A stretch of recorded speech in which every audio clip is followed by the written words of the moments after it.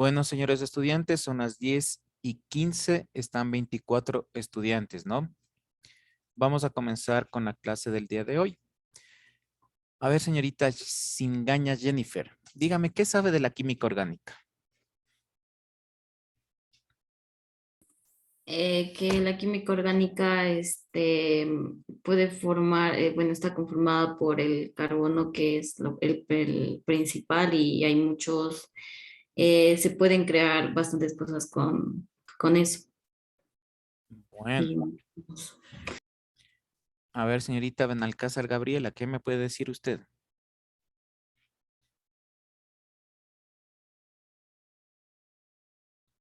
Ay, es que yo también solo sabía eso, que o sea, en la mayoría tiene carbono y ya, formando el ácido covalente.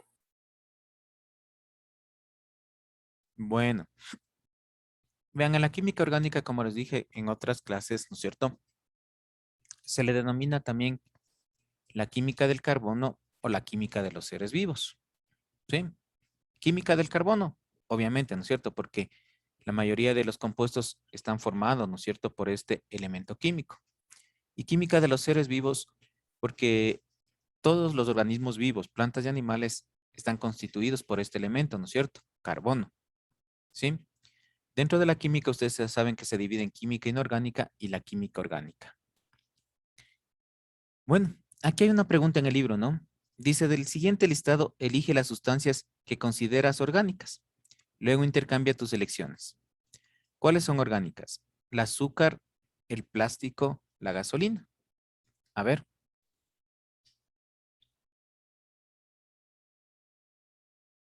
¿cuál de estas es orgánica? El azúcar. Ya, otro criterio. A ver, señor Burgos. Lo mismo dicen el azúcar. Ya, señor Mena. ¿Cuál cree usted?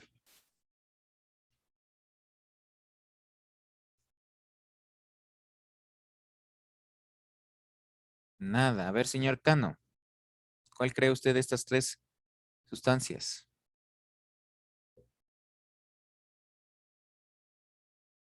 Nada. A ver, señor Encalada. ¿Cuáles La sustancias gasolina. dicen? Están en otro lado. A ver, señorita Suárez Noemí.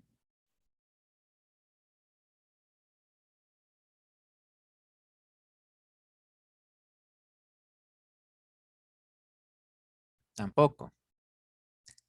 Bueno, como dijeron sus compañeros, es el azúcar, ¿no es cierto?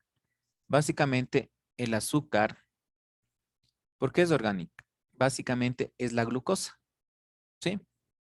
Es C6H12O6, ¿sí? Por eso es una sustancia orgánica. Cuando hablamos de plástico y de la gasolina, ¿por qué no se le considera orgánica? A ver, señorita Borja.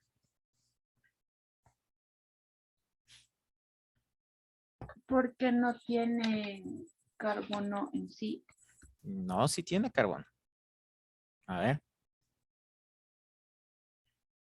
ver, señor Villena. ¿Por qué cree usted? Porque ya no es orgánica, puede ser porque ya fue alterada, ¿no? Bueno, por ahí puede ser. Señorita Gaibor. Porque no son amigables con el medio ambiente o con las personas, No, creo. no tiene nada que ver con eso. Le digo, ¿por qué no es orgánica? Porque no se le puede considerar como orgánica. Bueno, vean, tanto el plástico como la gasolina son derivados del petróleo. Básicamente es eso. Es un derivado, ¿no? Es como lo que ustedes utilizan. Los pintalabios, los pinta uñas, bueno, en fin, son derivados del petróleo, ¿no?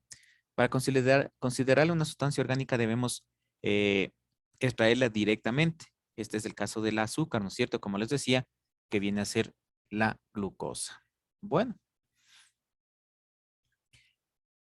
el tema del día de hoy y comenzamos ya prácticamente la unidad propiamente dicha, son los compuestos orgánicos y la ciencia. ¿Sí? A ver, señor Villena, déme leyendo, por favor. Introducción a la química orgánica. Todo organismo vivo está compuesto de sustancias orgánicas. Está presente en proteínas del cabello, piel, músculos, ADN, alimentos y medicamentos. Thorben Bergan, en el año 1777, fue el primero en diferenciar las sustancias orgánicas e inorgánicas. El término orgánica hace referencia a los compuestos presentes en organismos vivos. J. Berzelius, a comienzos del siglo XIX, realizó una diferencia entre sustancias que provenían del mundo mineral inorgánico y las presentes en un ser vivo orgánico. Fuerza vital. Michael Eugene Chevreul, en 1816, logra sintetizar jabón a partir de grasa animal y álcali, echando por tierra la teoría vitalista. Bueno, vean, ¿no es cierto? Ustedes saben que dentro de la química, ya les dije, ¿no es cierto? Tenemos los dos, la división, química orgánica, química inorgánica. Orgánica de los seres vivos, inorgánicas de los seres inertes, ¿no? Y aquí viene una teoría, ¿no es cierto? Esta es una pequeña introducción. Vean, en 1777 ya este autor, ¿no es cierto?, ya comenzó a diferenciar la una de la otra, ¿no?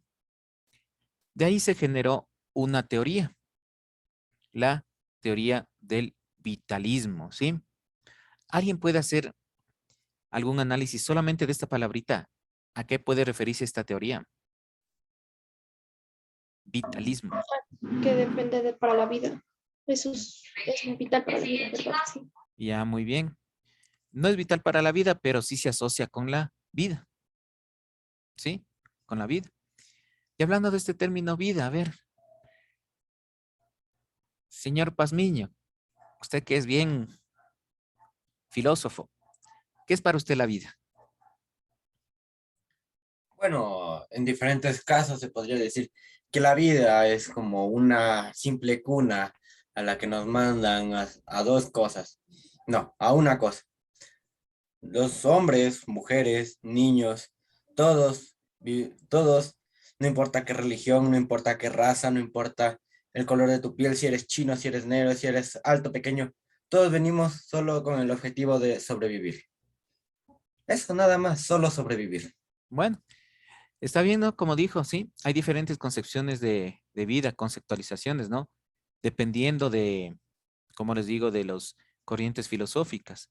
Pero básicamente, si hablamos de biología, la vida es un ciclo, ¿no? Nacer, crecer, reproducir y morir. Aquí en el vitalismo, ¿sí?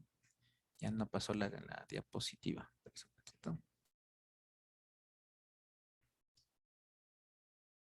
A ver.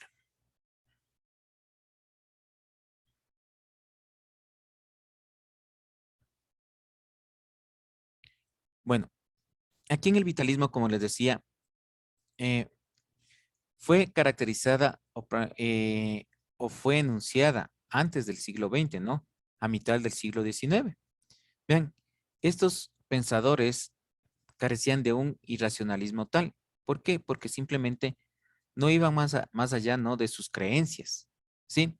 Entonces, ¿qué decían? Que las ciencias naturales no eran lo más importante. O sea, el estudio de la naturaleza no les servía. Y lo que era más importante para ellos era el espíritu, ¿sí? Que el espíritu vendía a ser la vida misma, como dice aquí, ¿no? Y coincide como la vida, ¿no es cierto? Como un todo, inclusive en química. Y decía que estaba relacionado con un ser divino, sí, un ser superior, que el que crea o que creó todo lo que nosotros conocemos a nuestro alrededor. Vean, esa teoría propone que las sustancias orgánicas solo pueden sintetizarse a partir de los seres vivos. Los procesos ocurrirán por el poder vital, como les decía, de un poder superior capaz de crear la vida. ¿Qué significa esto? O sea, que la vida se engendraba de vida, ¿sí? Aquí estaban en contra de esta teoría del átomo del carbono, ¿no? ¿Por qué? porque el átomo de carbono ustedes saben que era un elemento químico, que lo podemos encontrar en la naturaleza. ¿Sí? Entonces esto decía, esta teoría creía, ¿no es cierto?, que solamente la vida podría engendrar vida. Eso es lo que decía esta teoría vitalista. Vean, ¿alguien me puede ayudar a leer, por favor, estas puntualizaciones del vitalismo? Señorita Borja, por favor. Listo, listo. Uno, la vida tiene en el vitalismo un sentido biológico y se subraya el papel del cuerpo, los instintos, lo irracional. Dos, la vida es lo primero, más importante que las esencias, la sustancia que antes se habían considerado lo más real. Tres, la vida no tiene un fundamento exterior a ella, tiene valor en sí misma. 4. La realidad está sometida al cambio. La fuerza que constituye la vida es la voluntad de poder. Además, está abocada a una repetición infinita, a un eterno retorno. 5. La razón trata de fijar el momento de anularlo, sustituyendo la vida cambia por conceptos, pero toda representación conceptual es falsa. Ya, muy amable, gracias. Vean lo que les decía, ¿no es cierto? Que aquí simplemente la vida, ¿no es cierto?, se engendra de otra vida, ¿sí?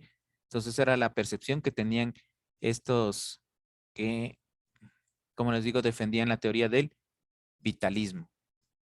Vean, por eso es muy importante, pero esa teoría, como les decía, posteriormente comenzó a quedar en desuso. Me vengo otra vez, no quiere pasar las diapositivas.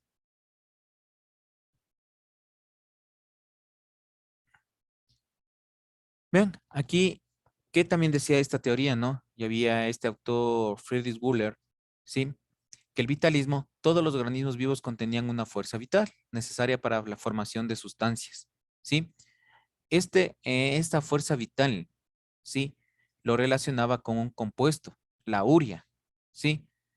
El cual, esa era nuestra fuerza vital, según este autor Wöhler, ¿no?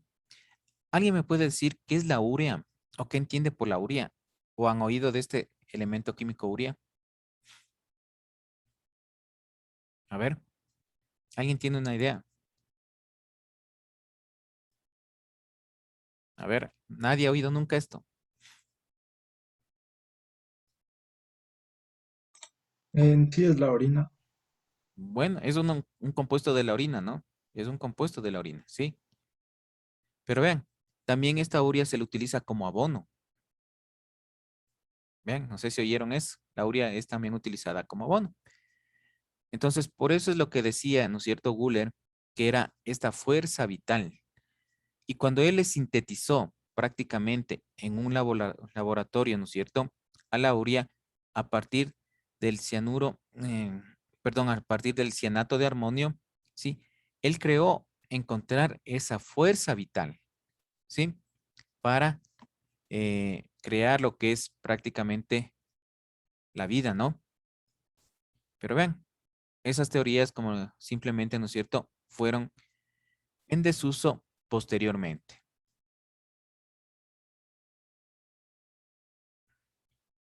Vean, Friedrich Wöhler convirtió el cianato de amonio en una sal inorgánica, ¿no es cierto? ¿Qué quiere decir? Que de un compuesto orgánico formó, ¿no es cierto?, un compuesto inorgánico. Actualmente se sabe que la química orgánica es aquella que estudia los compuestos del carbono, en cuanto a su composición, estructura, propiedades, obtención, transformaciones y usos, también llamada química del carbono.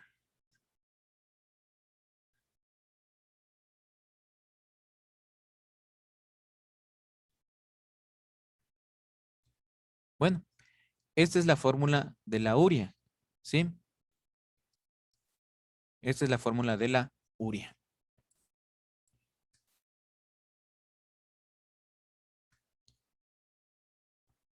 ¿Tienen alguna pregunta hasta aquí? ¿No? A ver, por favor. Señorita Chicaiza, abra el libro en la página 18. Listen, yo no tengo los libros, tengo que ir a retirar. Bueno, a ver, señora Encalada.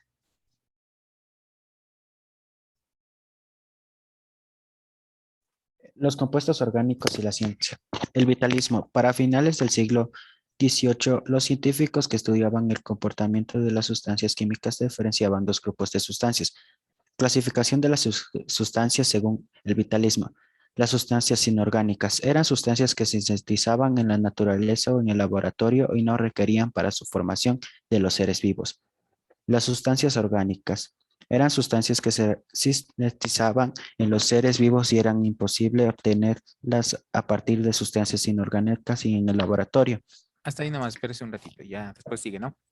Muy amable, gracias. Vean, entonces aquí era la diferencia, ¿no? Que decían que las sustancias inorgánicas se podrían producir en el laboratorio, ¿sí? En cambio, las sustancias orgánicas decían que no se podrían producir en el laboratorio. Simplemente se sintetizaban en los seres vivos, en los organismos vivos. Y de que de ahí formaban, ¿no es cierto?, otros organismos. Bien, entonces ahí es como les digo, la experiencia de este científico Wöhler, ¿no? Que sintetizó a partir de la sustancia inorgánica una sustancia orgánica que es la urea. ¿Sí? Ese fue el aporte, ¿no es cierto?, de este científico. Siga, por favor, señora Encalada. Gracias. El vitalismo se sostenía en la teoría de la fuerza vital. Hasta inicios del siglo XIX, los vitales aseguraban que los compuestos orgánicos como el azúcar, aceite, alcohol, urea y otros solamente podían ser sintetizados en el interior de los seres vivos, debido a que estos poseían una fuerza vital que no estaba presente en los seres inertes. Hasta esa época, todos los compuestos orgánicos que se obtenían procedían de los seres vivos. El químico sueco Jöns Berzelius, 1779-1848, nombró a estos compuestos como orgánicos y la ciencia que los estudiaba como química orgánica. La clasificación de las sustancias en función de la fuerza vital fue derrumbada por el químico alemán Friedrich Wöhler, 1800-1829, uno de los aprendices de Berzelius, quien a partir de los resultados de sus experimentos abría la puerta para la síntesis artificial sin intervención de los seres vivos de todas las sustancias orgánicas. Siga nomás.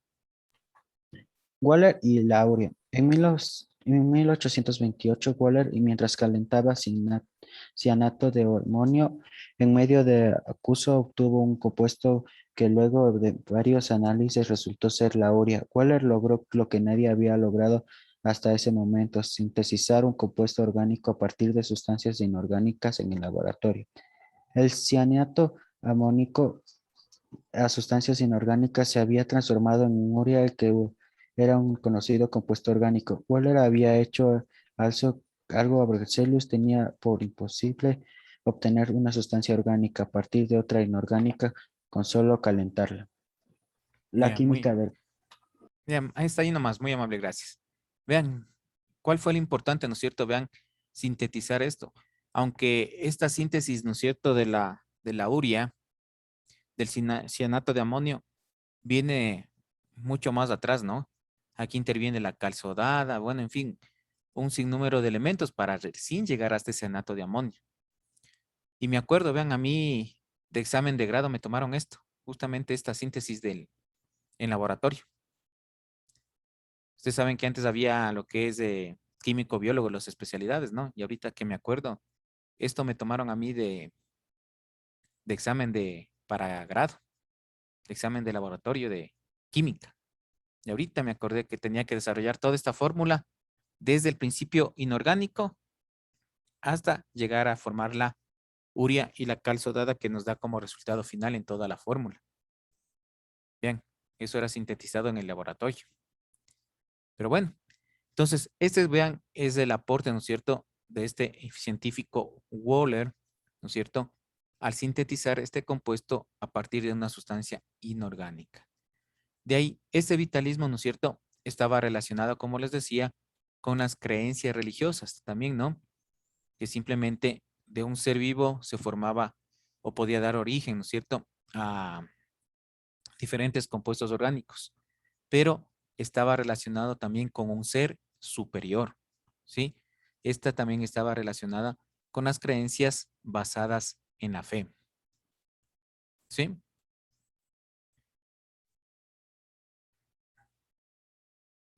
No sé por qué no pasa las... déjame ver. No sé si tienen aquí alguna pregunta. ¿No? Bueno, vamos a ver ahora lo que es la química del carbono. ¿Sí? O la química orgánica. ¿Sí? Señor Hidalgo, déme leyendo, por favor. Química orgánica. El vitalismo asumía que la materia orgánica solo podía ser producida por los seres vivos, esto directamente relacionado con la imposibilidad de obtener materia orgánica a partir de compuestos inorgánicos. En 1928, el químico alemán Friedrich Wöhler descubrió la síntesis del aurio, un compuesto con propiedades orgánicas, a partir del cianato y el amonio, ambos inorgánicos, y deriva de los principios del vitalismo, por ende, la subdivisión de lo orgánico y lo inorgánico. El carbono, dependiendo de las condiciones ambientales de formación, puede encontrarse en la naturaleza en diferentes formas alotrópicas, como carbono amorfo y cristalino, en formas de grafito, diamante, fullerenos, nanotubos y nanoespumas. Ya, muy amable, gracias. Vean, entonces, ¿no es cierto? El carbono, ¿no es cierto? Tenemos que diferenciar. Una cosa es el carbono en la naturaleza y otra lo que es el átomo del carbono, ¿no? Son cosas totalmente diferentes. Por favor, me van a consultar lo siguiente para la próxima clase.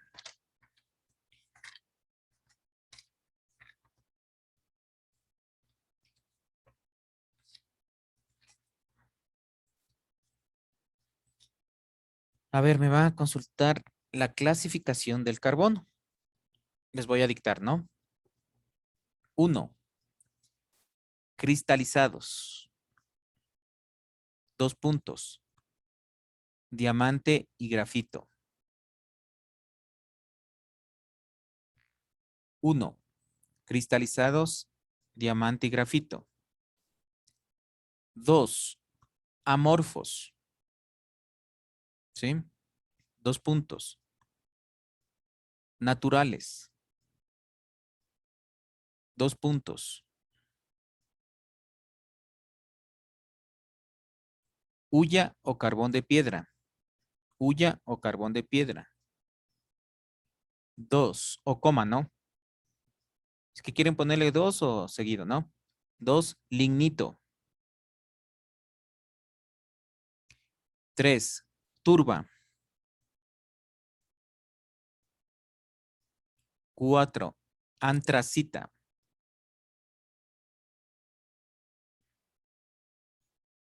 Punto aparte. Amorfos, 2 puntos. Artificiales, 2 puntos.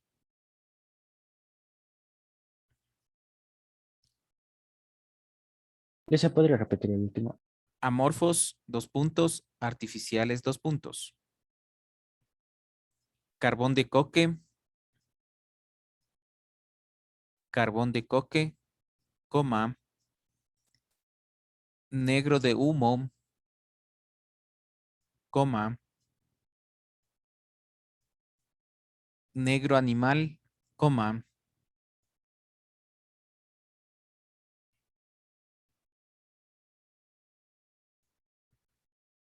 Carbón de azúcar y carbón vegetal.